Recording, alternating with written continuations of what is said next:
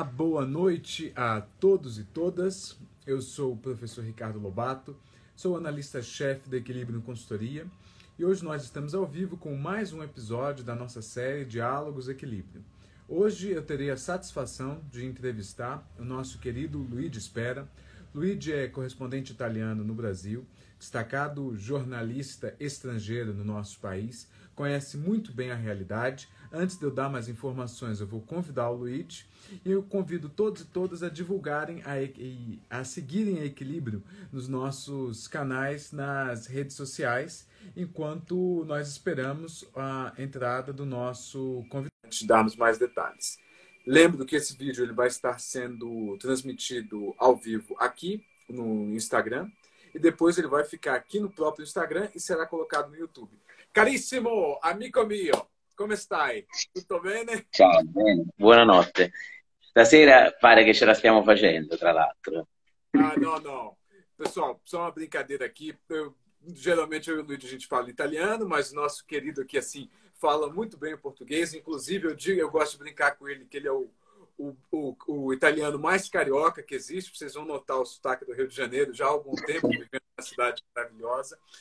Meu amigo, seja muito bem-vindo. Obrigado por ter aceitado esse convite. Estava fazendo uma introdução aqui para as pessoas. Mas antes de eu começar propriamente, eu quero ler o seu currículo e apresentar quem que é o nosso convidado de hoje para o nosso público que está chegando agora e para aqueles que vão assistir esse vídeo depois e estiverem vendo pelos nossos canais oficiais do Equilíbrio. Aproveito para fazer o convite. Se você ainda não é seguidor do Equilíbrio, segue a gente, Equilíbrio Underline Cap, é esse canal que você está assistindo aqui. Nosso YouTube é Equilíbrio Consultoria e a mesma coisa no LinkedIn. Sobre o nosso convidado de hoje. Luigi Pérez, jornalista e analista político internacional, com mais de 20 anos de experiência em coberturas em áreas de conflito, violações de direitos humanos e também como repórter investigativo. Mora no Rio de Janeiro, onde trabalha como correspondente na América Latina para a agência de notícias italiana Agenzia Nova e como colaborador para jornais italianos e também brasileiros, focados em política internacional e economia. Ao longo de sua vasta carreira, cobriu conflitos no Afeganistão, no Oriente Médio e nos Balcãs, bem como fenômenos criminosos transnacionais ligados a cartéis operantes na Itália, no Brasil e na América Latina. Trabalhou como jornalista com as Forças Armadas da OTAN, a Organização do Tratado Atlântico Norte, além de investigar em várias ocasiões no terreno os cenários de conflito e os contextos pós-conflito.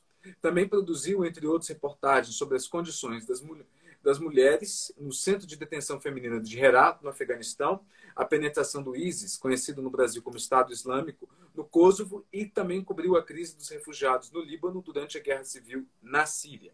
Paralelamente, há muitos anos acompanha os acontecimentos no Brasil, com foco na segurança pública e nas favelas, não só no Rio de Janeiro, mas em outras localidades do país também, tendo publicado o livro Crime e Favelas. Para mais, possui mestrado em crimes internacionais, conflitos e criminologia pela Universiteit Amsterdam, pós-graduação em jornalismo internacional / reportagem de guerra e especialização em geopolítica e segurança internacional. O Luigi é formado em ciências políticas e relações internacionais pela Universidade de Nápoles, Frederico II.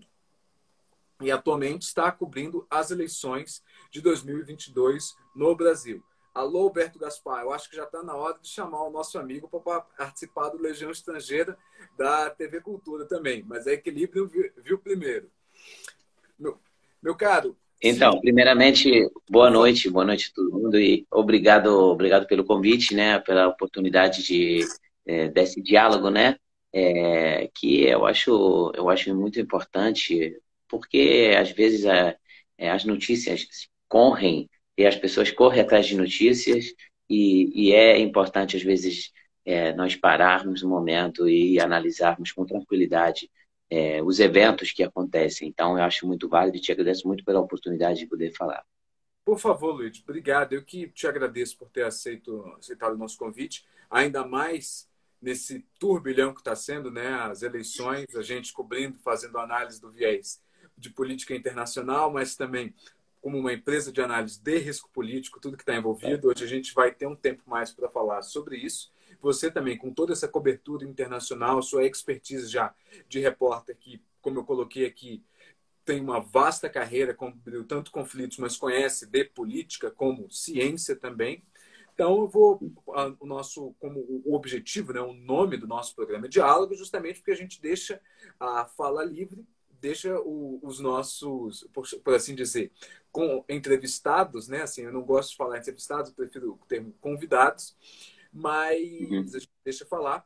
Eu ressalto para aqueles que estão chegando agora, também para aqueles que estão assistindo a gravação desse vídeo, que a Equilíbrio é um espaço de fala livre, nós buscamos sempre a pluralidade no diálogo e não necessariamente a opinião dos nossos convidados representa a opinião da empresa. Damos voz a todos.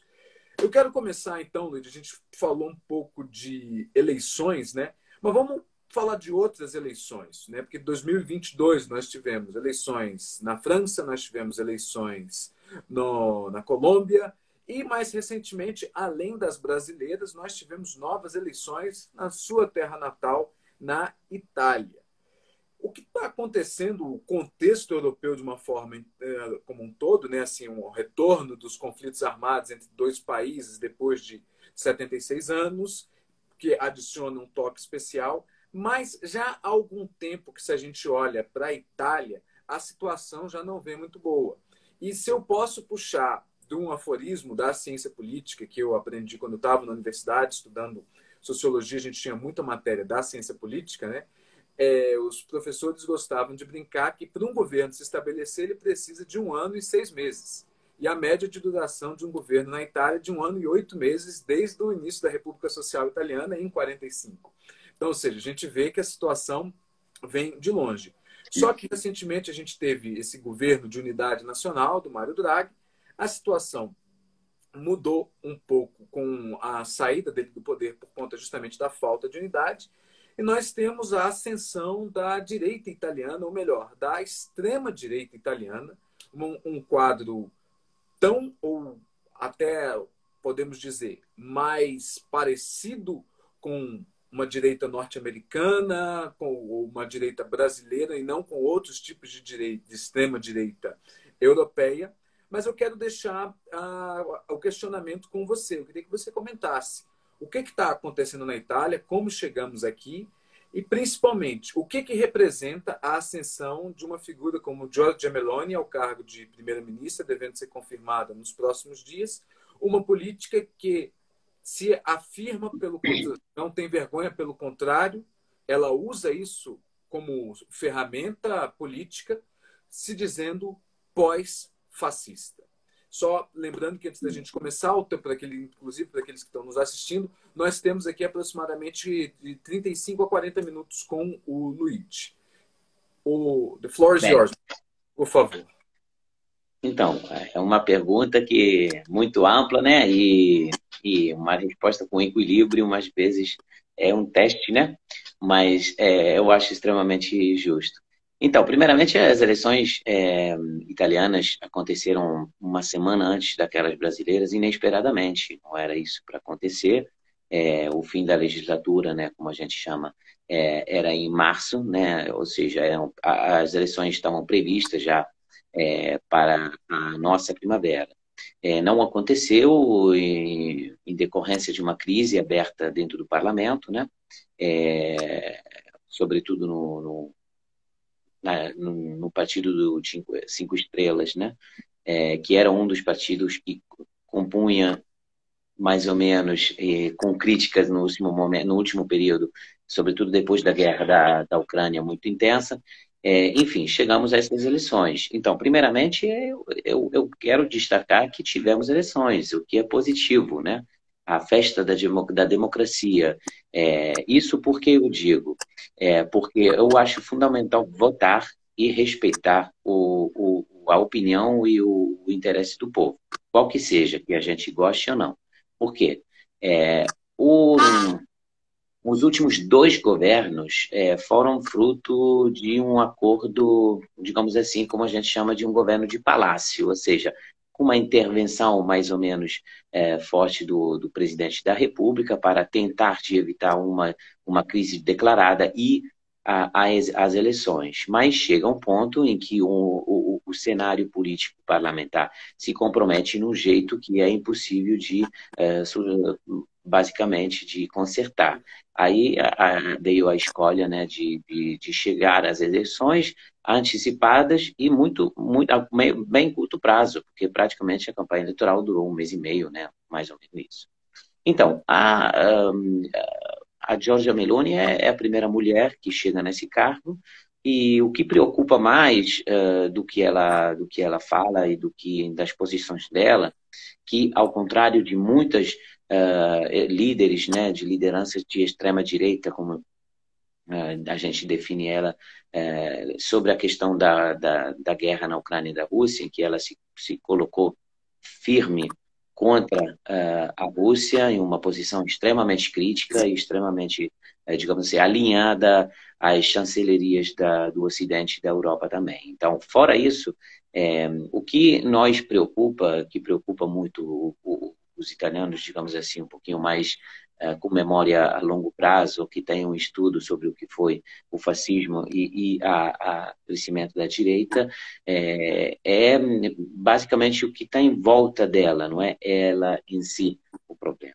É que sempre o Fratelli d'Italia, que seriam os irmãos da Itália, que é o partido dela, o que é o partido anterior, o anterior ainda, ela sempre foi cercada de movimentos, né, que se referem claramente, identitariamente, a valores, digamos assim, de extrema-direita fascista, ou seja, não é incomum ver alguns dos movimentos que rodam em volta dela se declarar fascistas, os símbolos que eles usam são esses, a mitologia e digamos assim, a imagem, né, do Mussolini utilizada muito. Então, isso que preocupa mais é a parte mais social do que a parte econômico e política, ou seja, em outras palavras mais simples, não acho que vai ter uma revolução de direita, não acho que vai ter um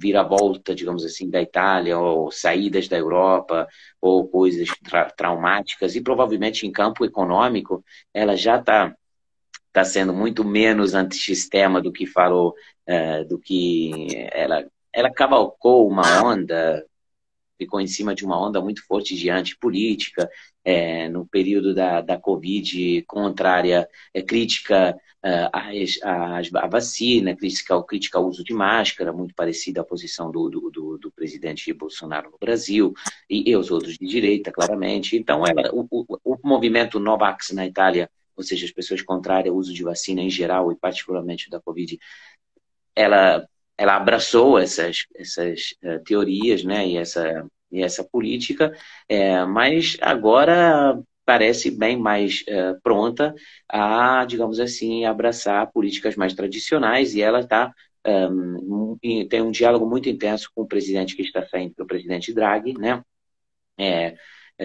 cuja, digamos assim, posição internacional é muito respeitada, né?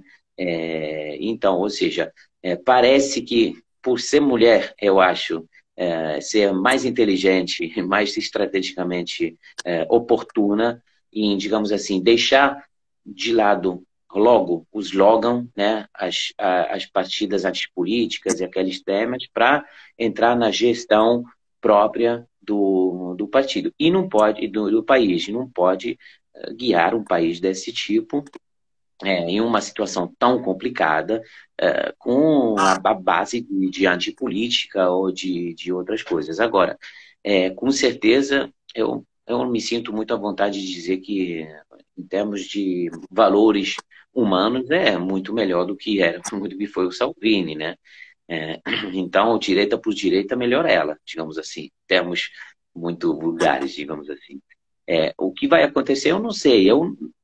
Outra preocupação de muitos analistas e amigos que eu tenho conversado nos últimos tempos é também a classe, digamos assim, a classe dirigencial que ela pode expressar na guia do país, entendeu? O Partito Fratelli d'Italia, fora de alguns, digamos assim, algumas pessoas, figuras mais digamos assim, relevantes e com uma experiência, entre as quais ela combina, ela já foi ministro, tem uma experiência política muito grande, ela mesmo sendo jovem, mas fora ela e alguns outros, o movimento é novo e se fortaleceu na base nos últimos tempos. Então, eu não sei se teve tempo de construir uma, digamos assim, uma liderança, né, um grupo capaz de expressar um governo forte, um governo legitimado, um governo capaz de assumir decisões que, fora do que foi a ideologia expressa nos últimos anos e, sobretudo, na campanha eleitoral, tem que guiar o país num momento muito difícil, pelo próprio país, pela questão internacional, pela relação com a Europa, pelo que a Europa expressa, pelo que significa e pela importância de nós estarmos basicamente à beira de uma guerra nuclear. Isso eu espero que não aconteça, mas o cenário é muito mais real, né, a possibilidade de ter isso, do que a gente nunca tinha e podia ter imaginado até pouco tempo atrás. Isso é uma realidade, então temos que estar prontos. E para estar prontos, nós precisamos de ter pessoas firmes. E qual que seja o endereço político? O presidente Draghi, por exemplo, garantiu muito isso, pela sua enorme credibilidade em campo internacional, que esteja contra ou a favor, as pessoas se as pessoas se identificassem mais ou menos, digamos assim, nos valores expressos dele, por ele, foi uma figura forte, né? Forte não o suficiente para aguentar o parlamento italiano, né? Que não é simples, não. Pegar essa última frase, né, quando você fala do parlamento italiano, né, disse outro aforismo da ciência política no Brasil é que o nosso sistema ele é interessante, o nosso brasileiro, porque ele reúne um presidencialismo forte, como o norte-americano, um legislativo forte, como o britânico, com um judiciário forte, como o alemão, num sistema político como o italiano. Então, assim, você tem muito... Todo mundo... E mesmo assim, todas as perguntas, eu fui entrevistado por não sei nem quantos veículos nesses últimos dias por ser, digamos assim, entre aspas, experiente, né, de Brasil, conhecedor. Então eu tive muita dificuldade de explicar o que é o Centrão. Mesmo tendo mais ou menos uma coisa aí, com um termos, digamos assim, biológico, eu expressei que é mais ou menos um Pantanal do parlamento brasileiro, onde tudo pode parar ou pode andar, dependendo dos veículos que você tem na água para enfrentar a passagem, né? A gente vai chegar na nossa eleição aqui, mas o Centrão é um elemento interessante de se estudar, porque é uma coisa que agora voltou-se a falar disso novamente, mas é pouco abordado, é que as pessoas falam assim, o Centrão é uma criação da democracia pós-1985. Em parte isso está certo, mas isso é justamente em parte porque ele já existia antes, porque a gente é importante falar que o Centrão ele é um misto que vem desde o início da concepção de república pós-Vargas, né? A gente já tem elementos do Centrão na UDN, que depois vão se travestir de arena durante o regime militar, como aglutinando todos essas diversas correntes políticas, e aí agora ele volta aí como Centrão desde a Constituição, e mais recentemente voltando às origens, né? Já começa a se falar como, por exemplo, uma união, ainda em 2021, de PSL mais democrata, se tornando União Brasil, já é um elemento disso, e agora com todo esse possível união também do PP, ou seja, partidos todos que originaram da Arena estão se reformulando e voltando a ser um partido só dentro desse concerto. Mas vamos segurar sobre política nacional, porque eu quero pegar um outro elemento. Quando você fala da situação italiana, né, vou pegar uma situação específica do que você disse, que é sobre a antipolítica, que ela e os Cinco Estrelas são um movimento, o Fratelli d'Italia também, movimentos que eles se baseiam muito nisso, nessa anti-vax, nessa retórica contra um establishment, e isso daí a gente traz para algo que é mais profundo, que os Estados Unidos viram isso com Donald Trump, o que levou o Trump em 2016, o Reino Unido viu isso também no Brexit, e o Brasil viu isso naquilo que começou lá atrás, como as jornadas de junho, uma contestação ao establishment brasileiro. Mas quando a gente analisa do viés da análise de risco político, principalmente da geopolítica, a gente consegue concatenar tudo no seguinte sentido. O que se chamava de polícia do mundo antigamente, não existe mais uma polícia do mundo, né? Nós estamos chegando num ponto de era multipolar, ou seja, começam a emergir diversos focos de ação que têm elementos em comum, alguns inclusive dialogam entre si. Por exemplo, quando o atual presidente brasileiro, Jair Bolsonaro, foi à Itália por ocasião do G20 ano passado, ele se encontrou com o Matteo Salvini. Então, assim, há esse diálogo entre as partes. Mas o que eu quero retomar, e é por isso que eu trouxe essa ideia de ordem multipolar nascente, né, que é algo bom, vários polos, mas a gente está naquele momento da curvatura da história, eu quero pegar, por isso que eu disse, o termo em si foi de polícia do mundo. Eu quero falar de que você fale um pouco, né, inclusive trazendo um pouco da sua experiência como correspondente de guerra no Afeganistão. Eu quero falar daquilo que já se conceituou no termo das relações internacionais, da política exterior, entre aspas, aqui é uma citação, o fim do Império Americano, simbolizado principalmente pelas imagens da retirada, alguns diriam catastrófica, de Cabul em 2021. E eu quero te perguntar, Luiz, nós estamos, de fato, vendo o fim do Império Americano?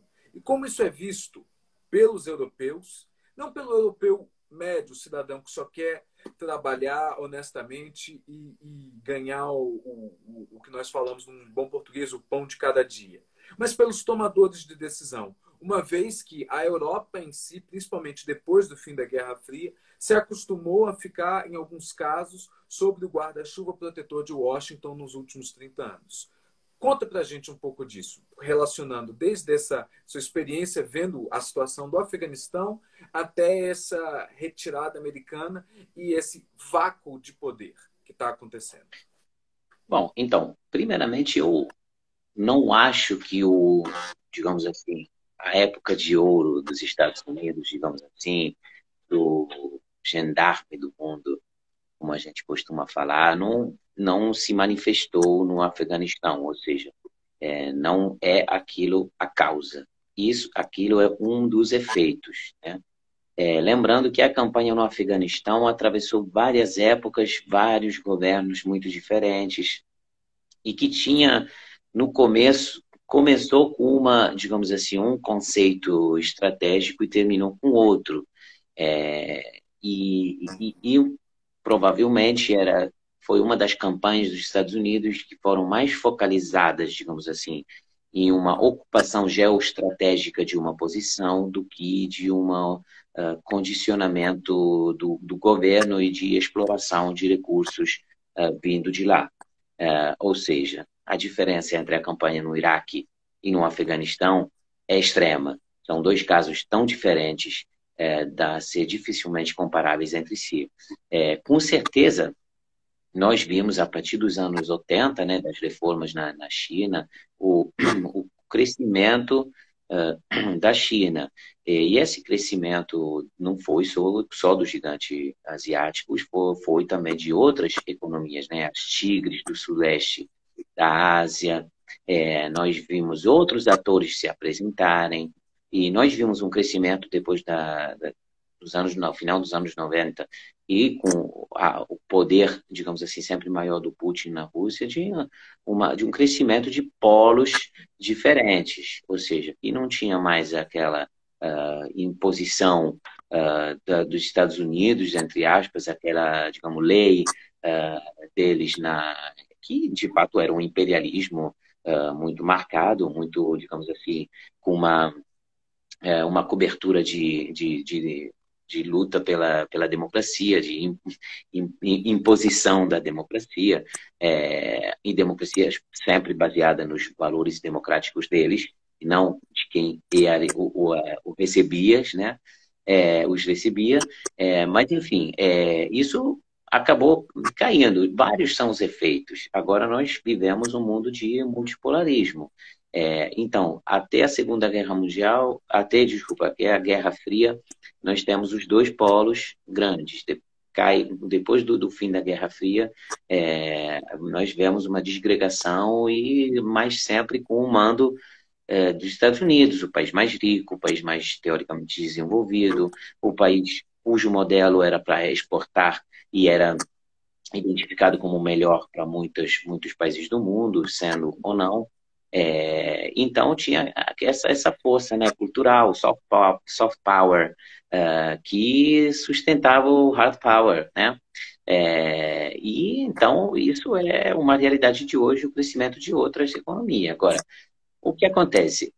Também a globalização, né, no jeito desregulado que a gente conheceu, sobretudo nos anos 2000, fez com que, em nome de um ganho econômico e de um menor gasto em termos de trabalho, de salários trabalhistas, todo mundo industrializado da Europa e dos Estados Unidos e de outros países mais tradicionais começaram a produção na China.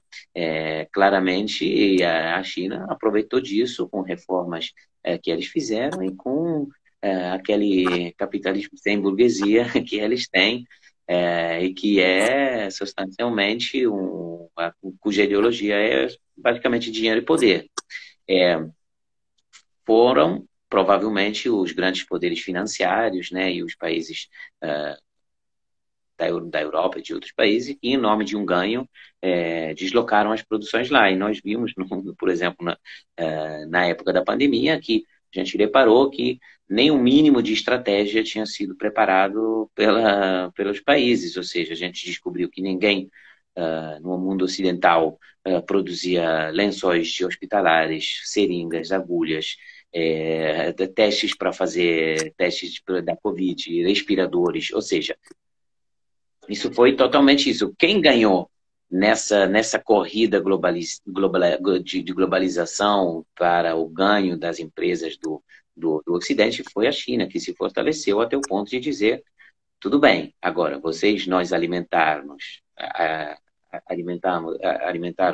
a nossa economia, e agora a nossa economia começa a dizer que é a gente que manda, e começou esse crescimento. Então, nós temos o grande protagonista no leste, que é a China, nós temos outros países econômicos com economia forte, nós temos a Rússia, digamos assim, antes da invasão da Ucrânia, que de qualquer forma era uma voz poderosa. Nós sabemos que teve também uma época em que o Brasil, do Lula, também começou a se apresentar nos fóruns internacionais com maior vontade de representar digamos, a América do Sul e o Brasil em particular, e isso claramente em dano do imperialismo yankee do backyard na América Latina. Então nós temos várias tentativas, sucedidas ou não, de, digamos assim, atacar o monopólio digamos assim, da violência, inclusive, né, muitas digamos assim, intervenções militares, né, missões de paz, entre muitas aspas, que foram dirigidas pelos Estados Unidos, condicionadas e não vai do platinado. Então, basicamente, não é hoje que os Estados Unidos estão sendo atacados como liderança do mundo, e eu acho isso muito saudável. Se isso não levar a conflitos, isso é saudável, porque ter uma guia única, o mundo é muito vário, as economias são desenvolvidas, tem a Índia, o BRICS, que eu sempre olhei com muita preocupação em termos de direitos humanos e com muito interesse em termos geopolíticos econômicos. Então, eu acho que a era a gente basta estudar a história, né, e ver a decadência, por exemplo, da Inglaterra, do Reino Unido, né, do poder do Reino Unido depois da Primeira Guerra Mundial, mas já antes, o declínio total e a ascensão, né, dos Estados Unidos. Agora estamos em outra fase, o mundo evolui, não tem nada de errado. Repito, o problema é não ter conflitos em cima disso. E muitas vezes o que preocupa, para mim, em termos de valores, de estudo, de importância fundamental, é a falta de liberdade, o ataque aos direitos humanos, a impossibilidade das pessoas se manifestarem pelas próprias ideias, pelo próprio orientamento sexual, pela própria vontade de expressar sua própria religião. A China tem um problema com os muçulmanos, com as comunidades muçulmanas, a Rússia tem um problema enorme, bom, não tem liberdade de expressão de fato, mas, sobretudo, tem a violenta repressão contra as comunidades LGBT. Na Índia tem também grandes problemas, inclusive o da pobreza extrema, que apesar do país ser muito desenvolvido entre alguns aspectos. Então, nós temos os modelos que o problema, entre aspas, que todas as economias emergentes, todos os principais, todos que estão tentando de atacar, entre aspas, os Estados Unidos como modelo econômico, infelizmente, não representa um modelo em termos sociais de democracia. Então, como dizer, o bom seria, mas isso é provavelmente uma utopia, né? A utopia dos pais fundadores da ONU, de tentar de sentar as pessoas em consensos, né? E de aproveitar do direito internacional consuetudinário para sentar todo mundo e tentar de dar uma volta, porque que todos os países sejam mais ricos, que tenham vários polos de multiculturalismo, a diversidade é bom. O problema é que a maioria dessas economias que estão atacando, que estão tendo uma rivalidade com os Estados Unidos, são países que são muito criticados pela falta de direitos humanos, de liberdade. Ou seja, nós não sabemos se o modelo que o chinês quer seja isso. Não sabemos se os chineses querem. O que sabemos, hoje está tendo vários protestos, sabemos que não aguentam mais as políticas de tolerância zero com a Covid. É uma protesta que o povo chinês está fazendo. Protestar na China não é de todo mundo e não é de todo dia. Na Rússia, nós não sabemos quantos russos estão concorde com as ações do Putin na Ucrânia. E não podemos saber. E isso é um grande problema. O problema é o fato que tudo bem, atacar o modelo cultural, o modelo econômico dos Estados Unidos, ter uma rivalidade, querer digamos assim, se apropriar daquilo, ou dizer, chega essa Europa que se impõe como a grande mãe cultural, que foi a mãe do racismo, que foi onde foi criada a maior digamos assim, a maior injustiça e desastre da história da humanidade, que é a escravidão, e dizer, chega com isso. Tudo bem. O problema é que os modelos que são oferecidos e quem está nessa rivalidade são países que são criticáveis em termos de direitos humanos, de liberdade e de democracia própria. Então,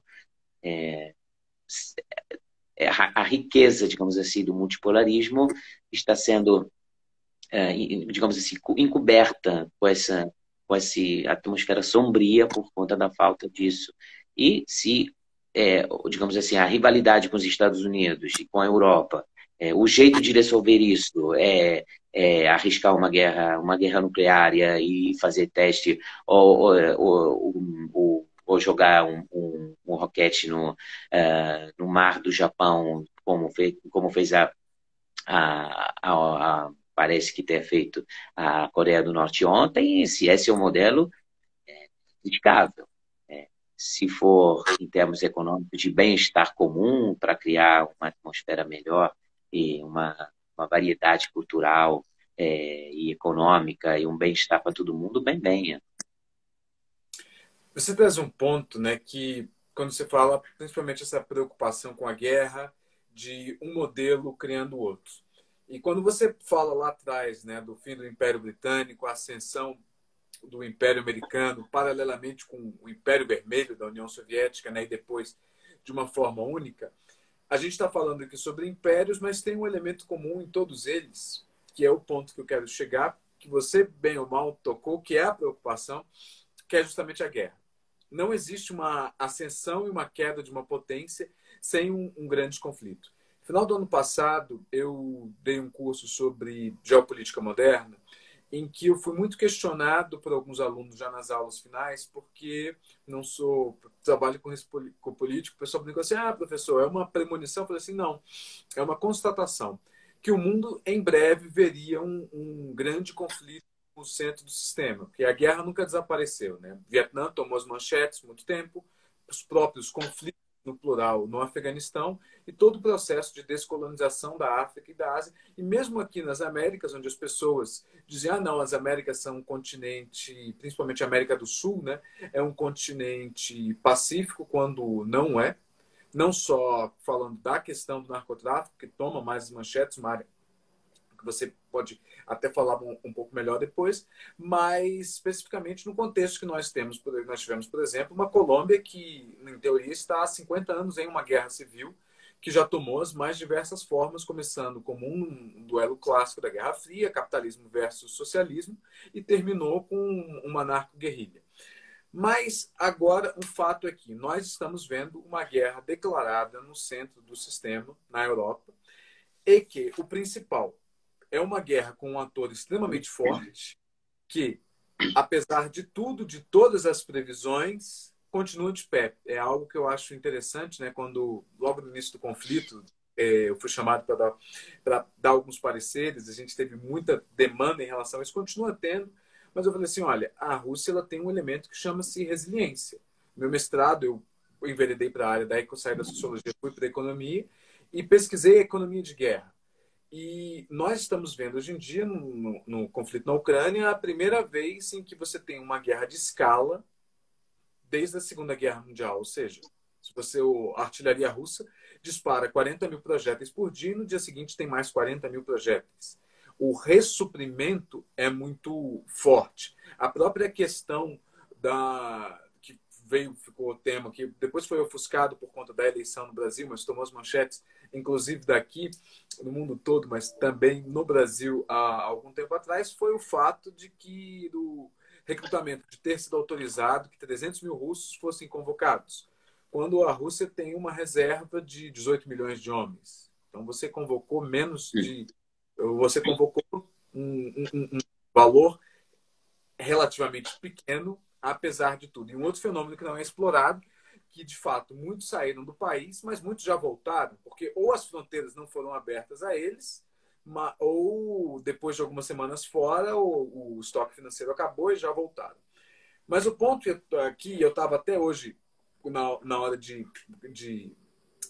pesquisando um pouco mais sobre isso, conversei com um colega que é militar da OTAN em Bruxelas, e uma grande preocupação é que o inverno está chegando, né? Inclusive, como suprir o exército ucraniano no inverno.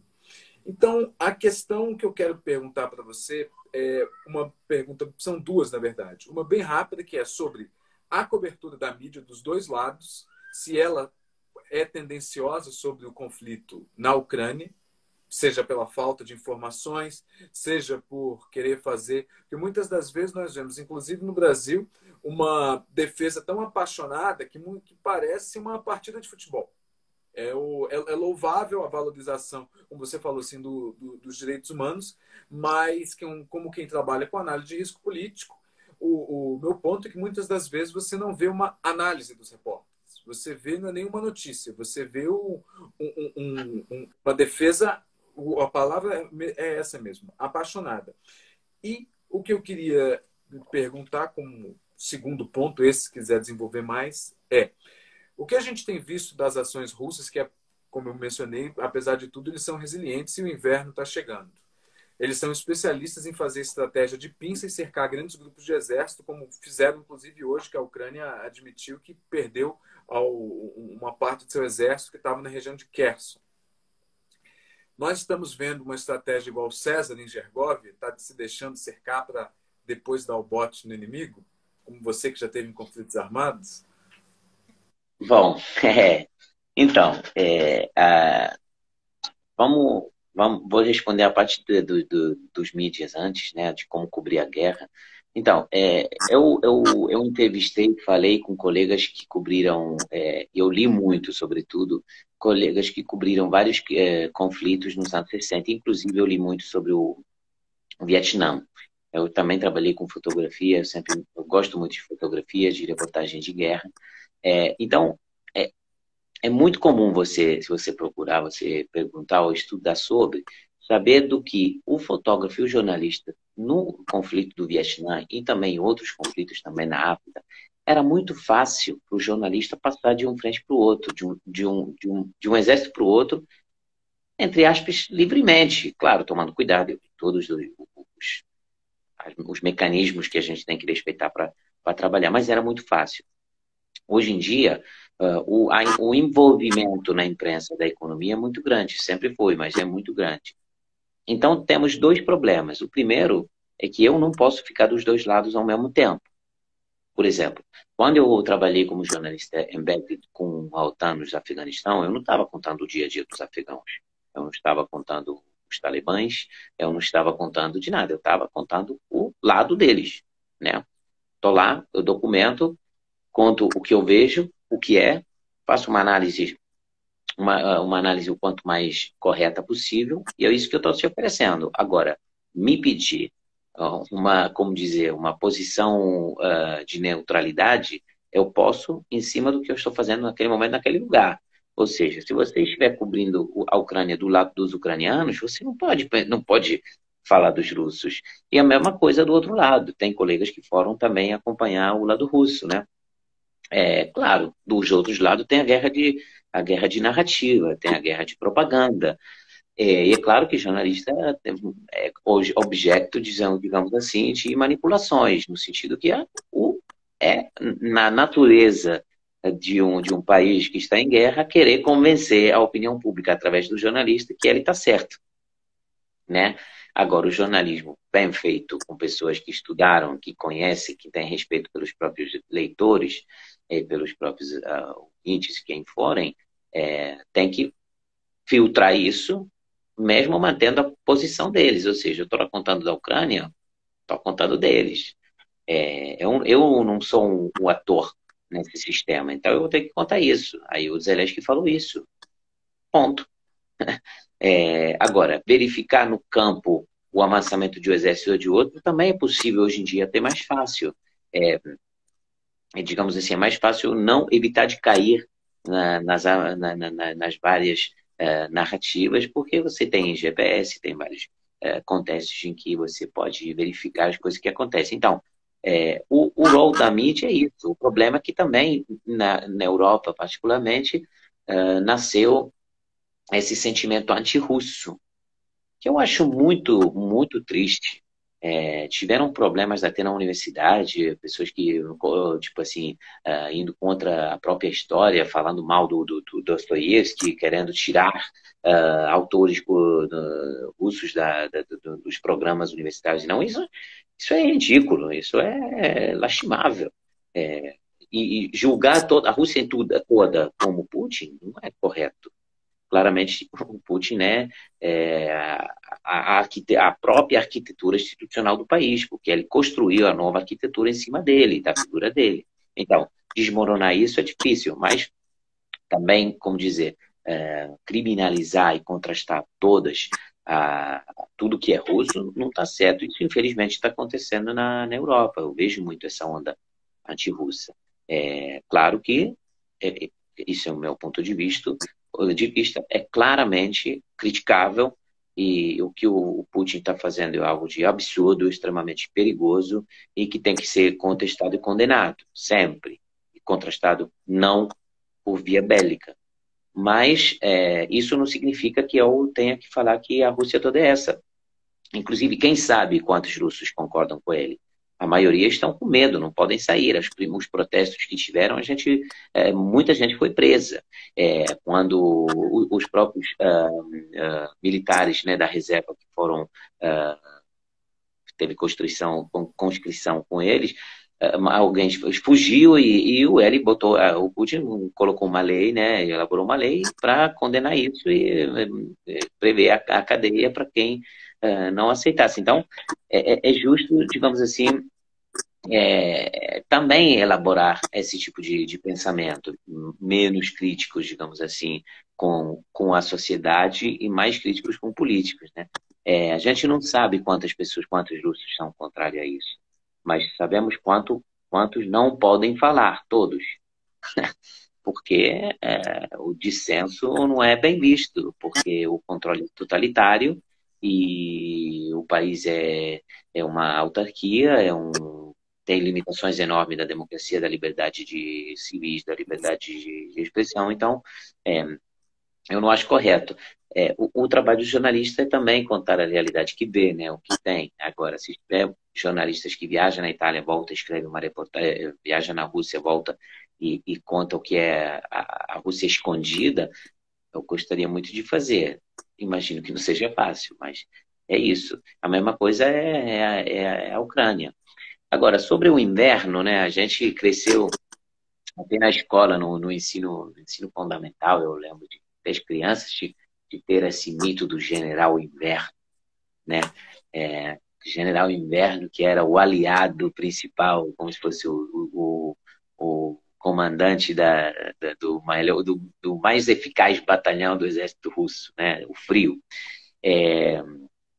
Então, eu lembro que, por exemplo, cobrindo o pós-conflito, no caso, no Kosovo, eu sempre ouvi falar disso. A gente lutou até o mês de novembro e depois a gente voltou para casa.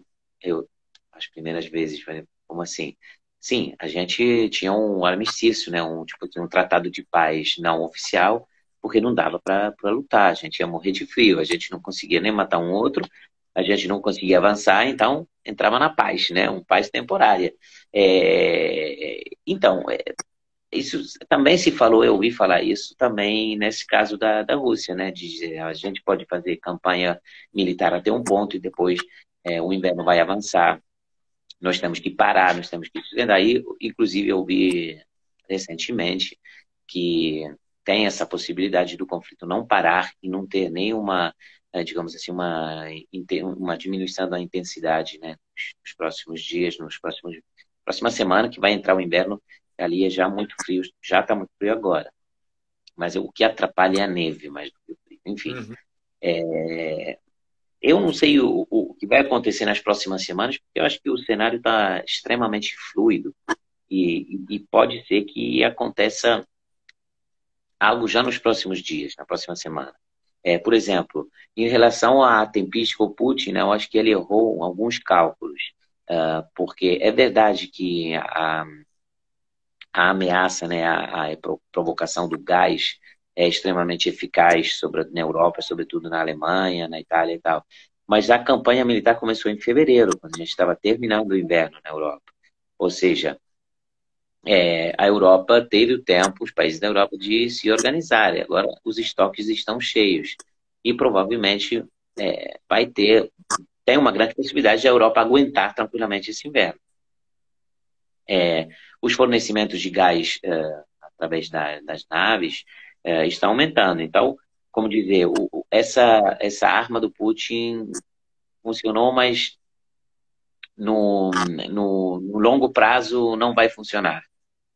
Tanto que, provavelmente, é nesse contexto que tem que se ler o evento da ruptura, né, dos danos aos oleodutos. Tipo assim, mais uma provocação.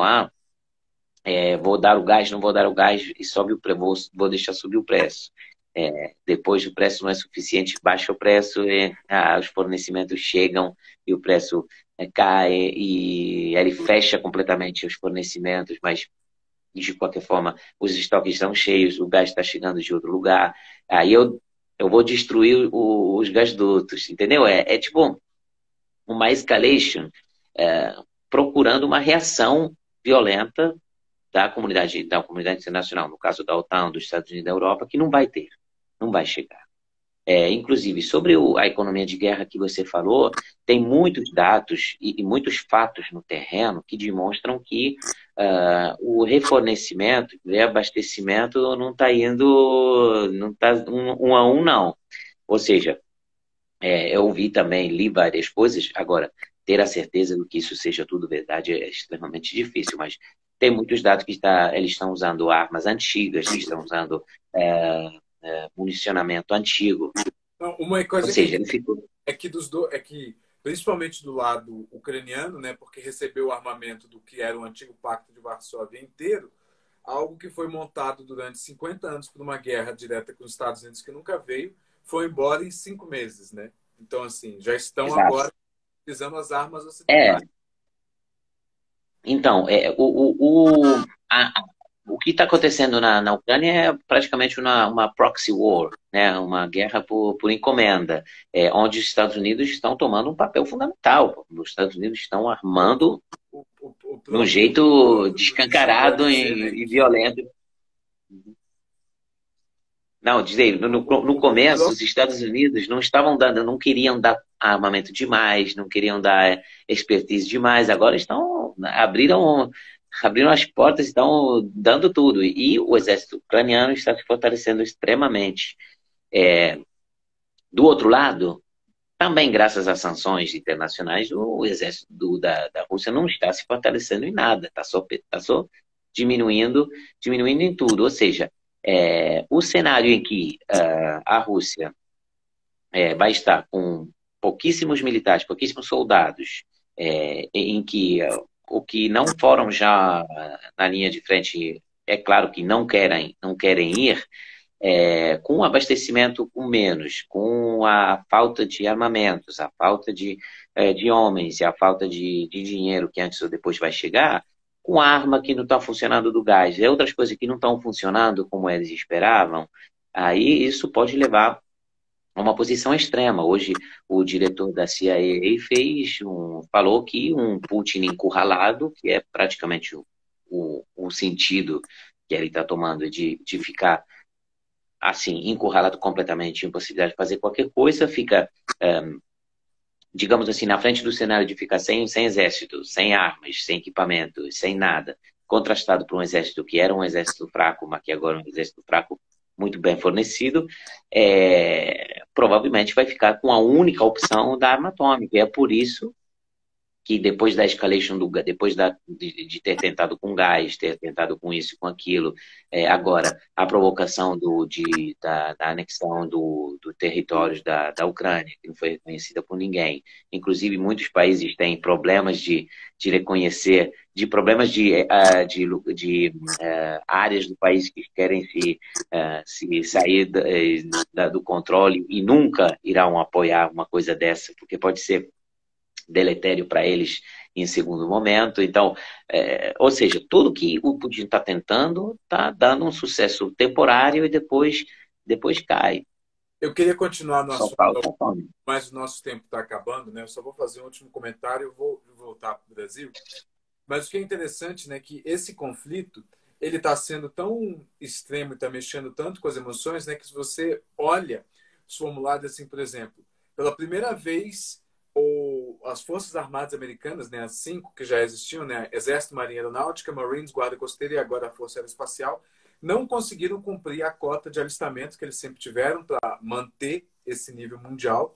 E a gente vê alguns exércitos europeus tendo um aumento do número de baixas desde o início do conflito, né? E quando olhando os formulários, muitas das respostas são: eu não quero ir para um conflito com a Rússia. Do outro lado, tem essa situação dos russos tentando evasão. Ou seja, é uma situação muito interessante porque você mostra isso, né? Que no final das contas, o conflito você não sabe qual lado que está pendendo mais, né? Porque parece um Porque grande castelo de escolher de cartas. fazer parte Mas, de um exército pra, de paz não é a mesma coisa de escolher de fazer parte de um exército de guerra que vai para a guerra.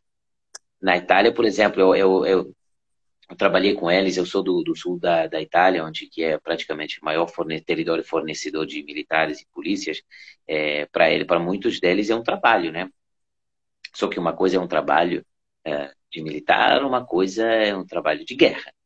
E claro, num momento como esse, ninguém nunca esperou uma escalation desse tipo. Ou seja, os exércitos da OTAN, da Europa e da OTAN estão muito preparados.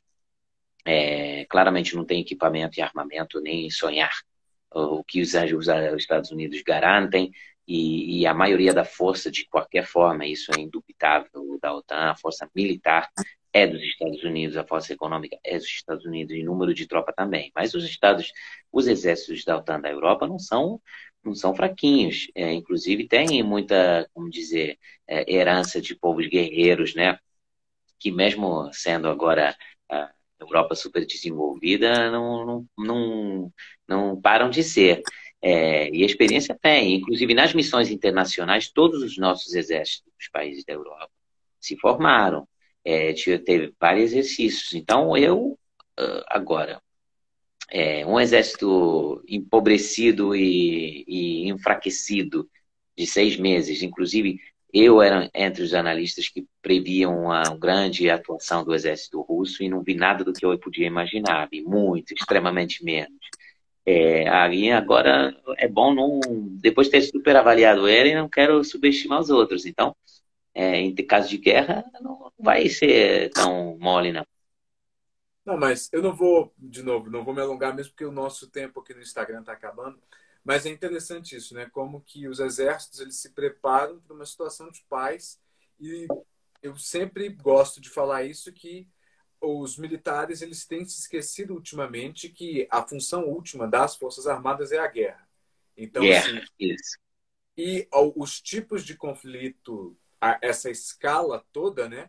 Ela é muito interessante porque, ao mesmo tempo em que o exército já está no campo de batalha há 6 meses, é o outro lado. Ele está no campo de batalha há 6 meses, ou seja, ele adquiriu 6 meses de experiência que o outro lado não tem, ou então, quando tem, é uma missão diferente. Mas eu vou acabar com a Ucrânia por aqui, porque senão não dá para chegar. A gente começa com uma eleição e eu quero terminar com a outra, que eu sei que você está cobrindo essa, você está no coração Sim, da coisa.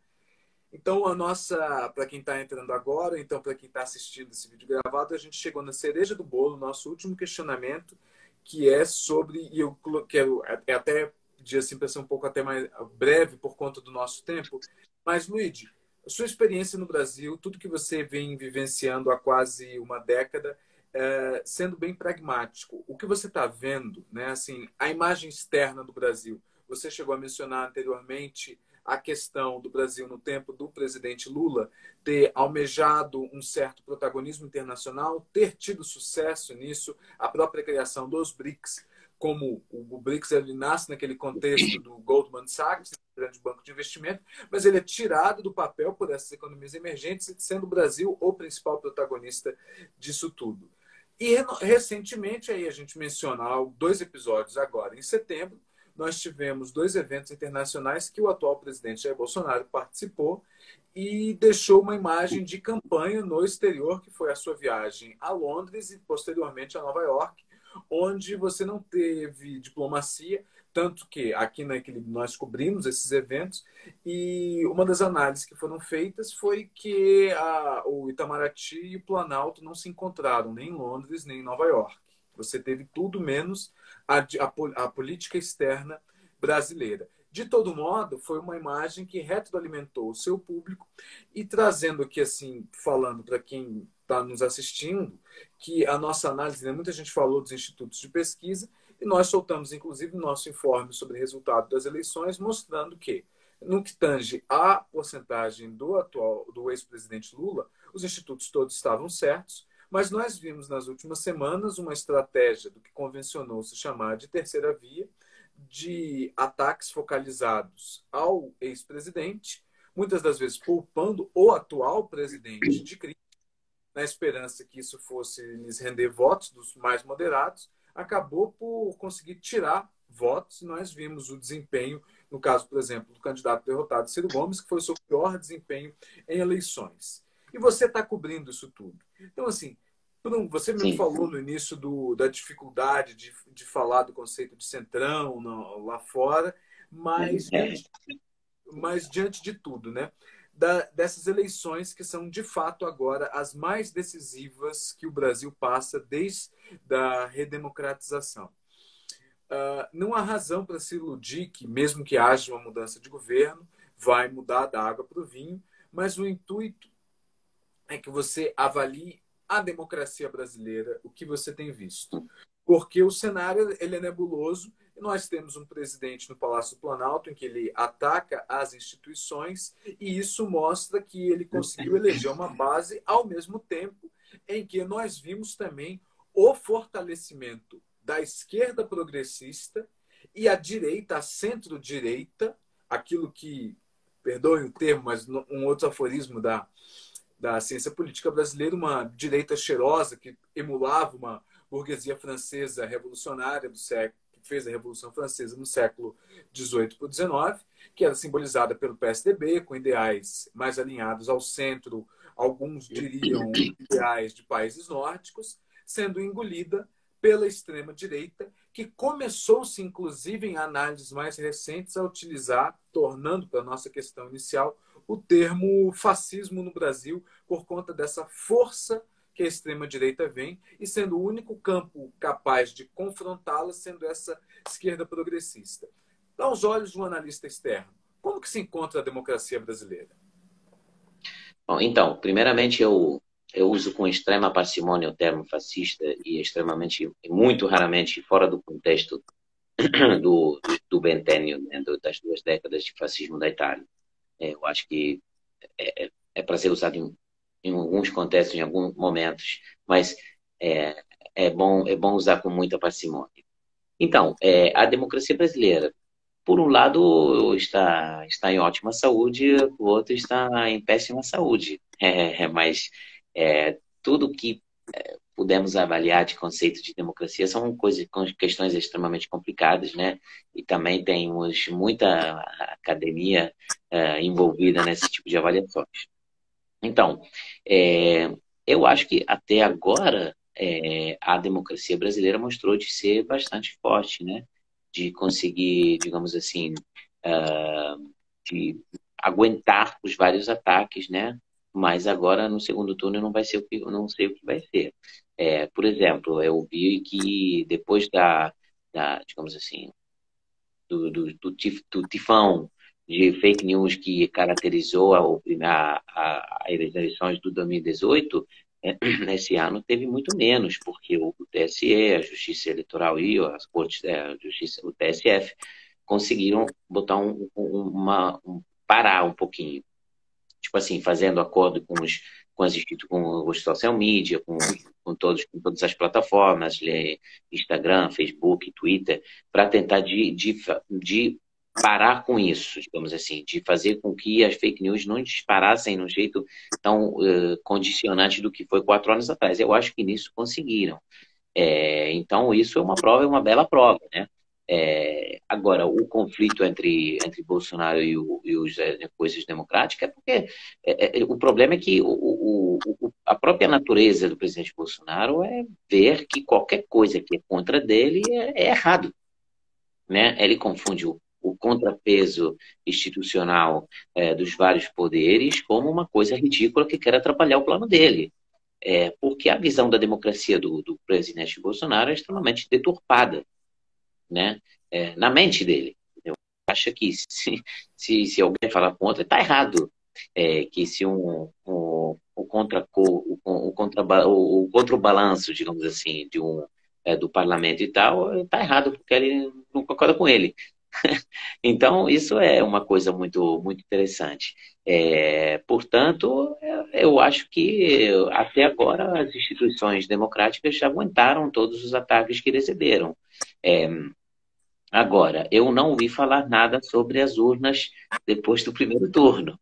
Até que fiquei assim, falei, caramba, que é isso? Depois de 4 anos que ele fala que não vai aceitar o voto e que tudo o sistema é fraco, é vulnerável e não é confiável, depois não falou mais uma palavra.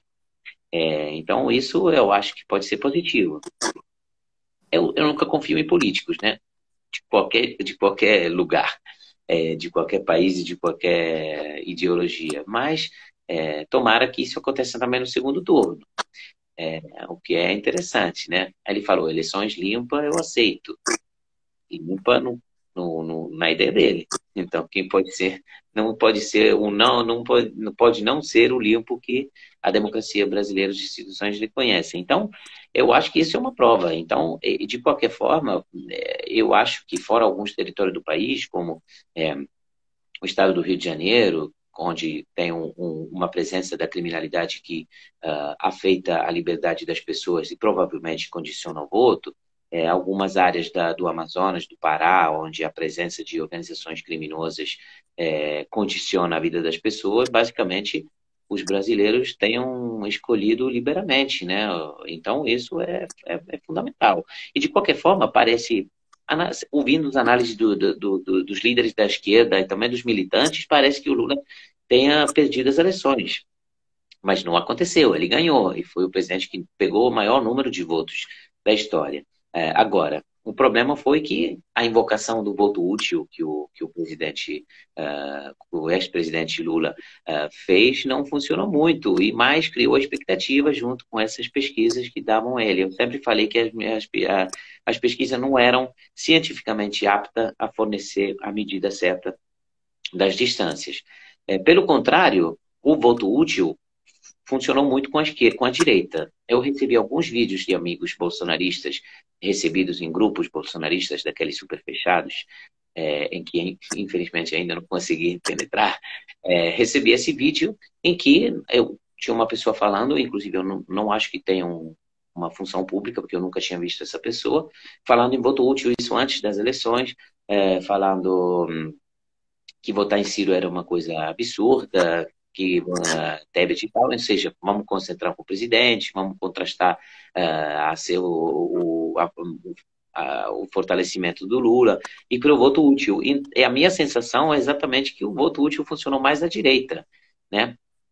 E de qualquer forma, a questão fundamental é que o que nós assistimos é basicamente uma mudinha da planta do bolsonarismo que brota, cuja semente foi plantada no 2013 e numa terra extremamente fértil, que ainda a terra extremamente fértil do conservadorismo, do fundamentalismo religioso, do latifúndio, do elitismo excludente, daquela visão econômica neoliberal que é só dar uma piscadinha, digamos assim, ao intervento do Estado tão condenado quando é necessário para fazer manobras assistencialistas. Mas a verdade é que tudo isso não precisa de movimentos antidemocráticos para ser forte. Não precisa de ataque à democracia para esse tipo de direita ser forte no Brasil. O bolsonarismo é algo que não vai acabar com o Bolsonaro. E então, porque a sociedade é composta disso. Até ficar nas 4 linhas da Constituição, como o presidente gosta de falar, tudo bem. Eu acho, realmente, que a direita não precisa de golpes, não precisa de nada disso. É já forte. Eu fui a São Paulo, eu fui ao Rio de Janeiro, São Paulo, sobretudo nos bairros mais ricos, mas não precisa.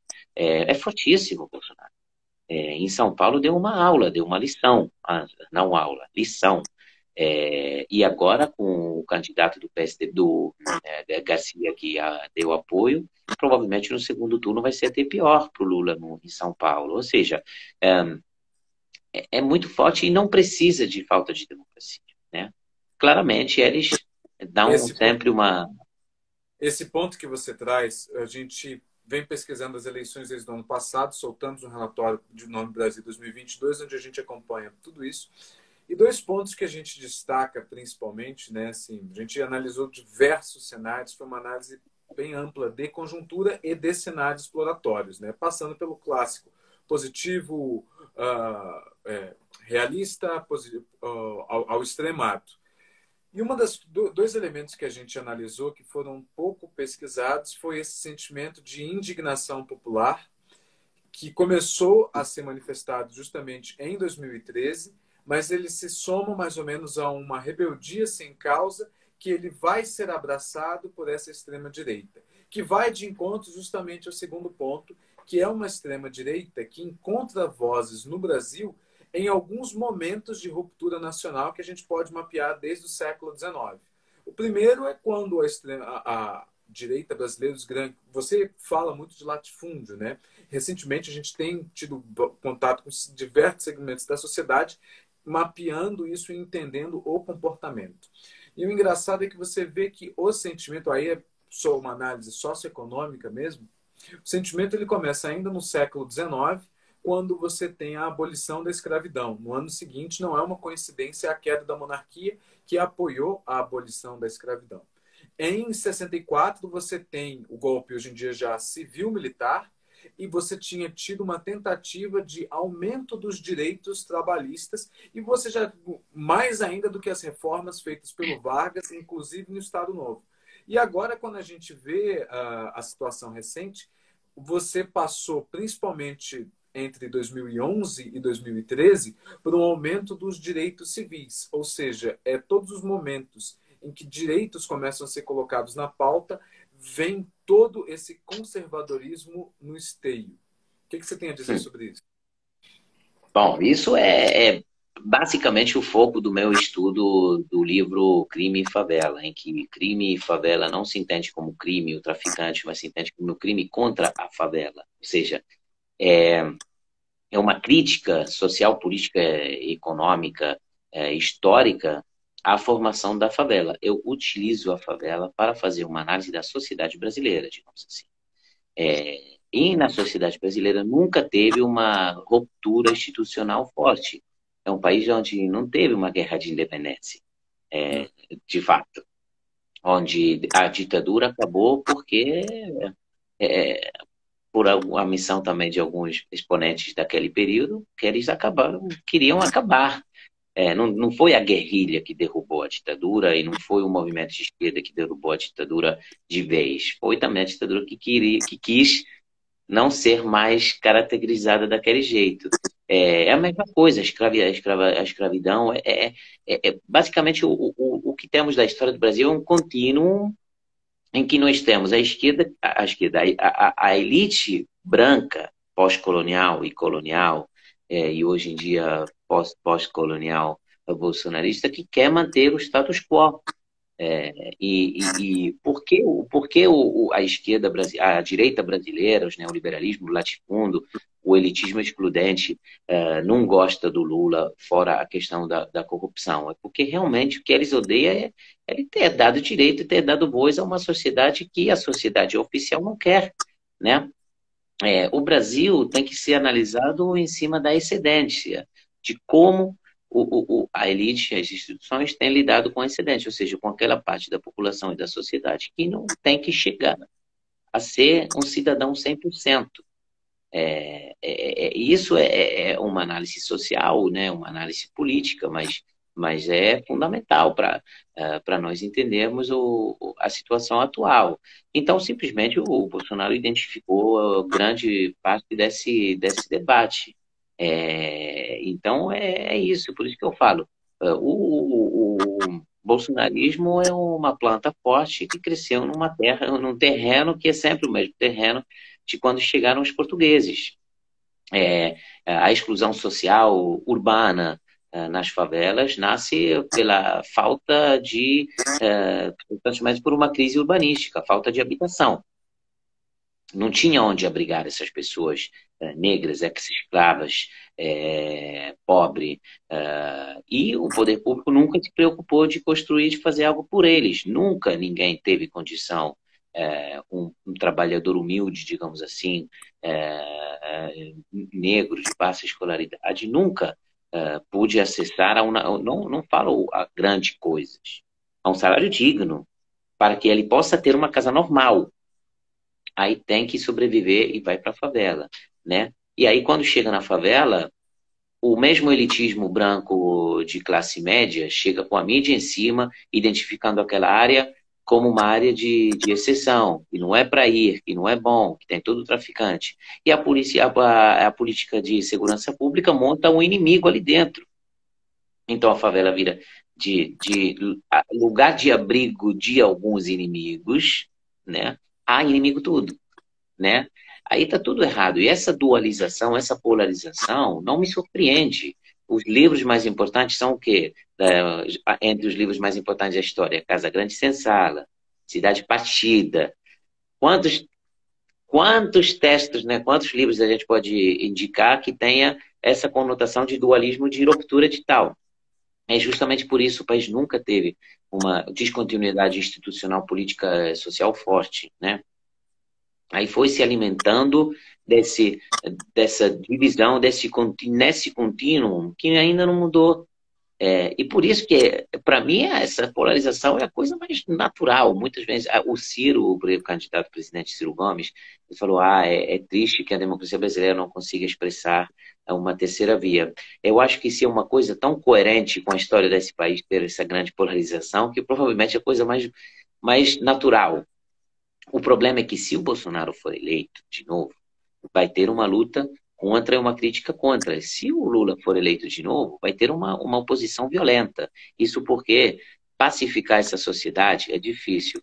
Eu estudei na Holanda Transitional Justice, que é a minha especialização, a minha tese de graduação de mestrado foi sobre o Tratado de Paz na Colômbia.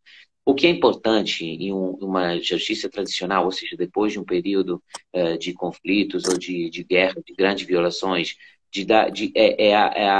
achar uma reconciliação social. O Brasil nunca chega a essa reconciliação porque não admite as próprias guerras e os próprios conflitos interiores, né?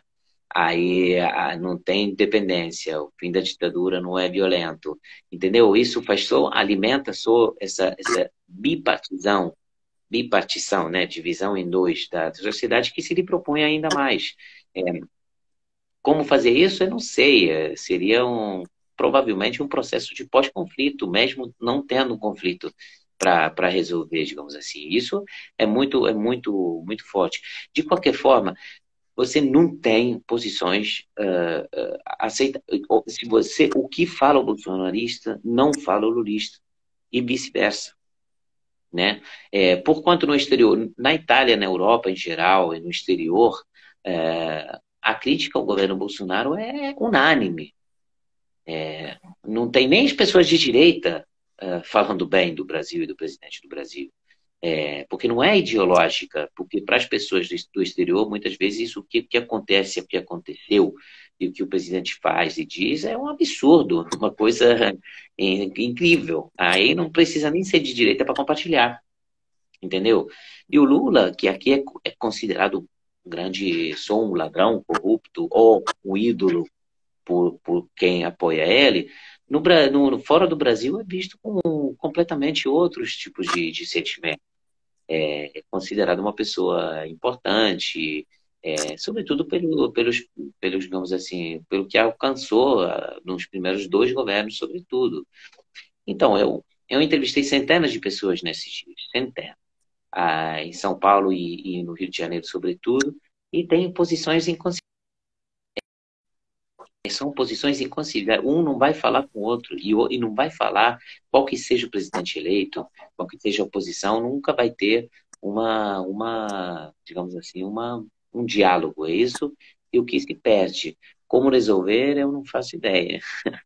Precisa de, provavelmente, criar um comitê. Não, mas isso também não é nem o nosso objetivo. Nosso objetivo é abrir Claro. o espaço para debate.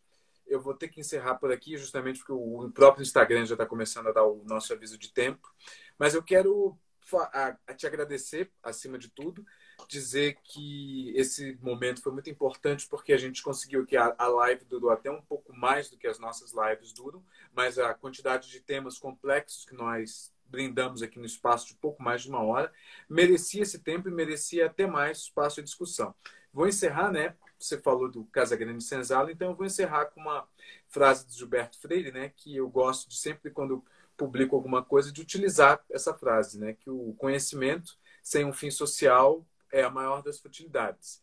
E hoje aqui você compartilhou muito do seu conhecimento, das suas andanças pelo mundo com a gente, com a audiência da Equilíbrio, e certamente tem um espaço aberto. Te agradeço muito e que possamos continuar conversando, e a casa está sempre aberta. Muito obrigado, Luiz. Eu que agradeço pela oportunidade de poder falar também mais livremente, exatamente, sem constrições e sem, digamos assim, limitações de qualquer forma. Eu acho interessante também as pessoas terem esse tipo de encontro, justamente para jogar fora um conceito que depois vai vai se desenvolvendo nos ouvintes, nas pessoas que ouvem, e pode favorecer. Inclusive, é isso, a gente tem que falar e parar para falar digamos assim, confrontar em uma época em que é tudo rápido, é tudo tweet, é tudo 10 palavras. As pessoas nós precisamos usar muito mais palavras e também, digamos assim, desabafar culturalmente, né? Que é fundamental para o crescimento do mundo em geral. Exato. Agradeço mais uma vez, encerrando por aqui, então. Para aqueles que estão Obrigado. assistindo ao vivo, muito obrigado pela sua audiência. Para aqueles que estão assistindo a gravação desse vídeo, que eu reitero que ele está compartilhado no nosso canal aqui mesmo no Instagram, está compartilhado também no YouTube da Equilibrium, Equilibrium Consultoria, e também vai ser postado no nosso LinkedIn, que também é Equilibrium Consultoria. Se você ainda não nos segue nas redes sociais, não nos deixe de seguir.